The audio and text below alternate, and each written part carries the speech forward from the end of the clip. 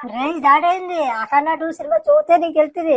అసలు హాల్లోని అఖండ 2 సినిమా చూస్తుంటే బాలయ్య అలా చూస్తుంటే శివా శివా శివా శివా పూనకు వచ్చేది. శివ శివ అన్నాను నేను, ఇంక వేరే ఏమీ లేదు.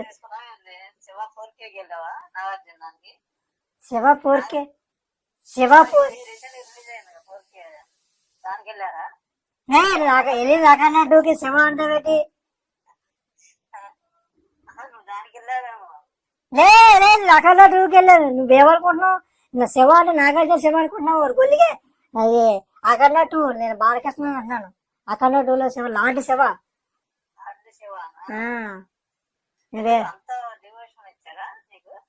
మరి అసలు పూనకం వచ్చేస్తా. నువ్వు సినిమా చూస్తూ తెలుస్తుంది. అందుకే నువ్వు ట్విట్టర్లో రివ్యూలు ఇవ్వడం కాదు, ఎక్స్లోనే సినిమా చూసి ఇవ్వాలి.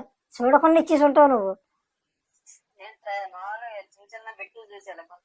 బిట్లు నువ్వు ఏ బిట్లు చూసావో?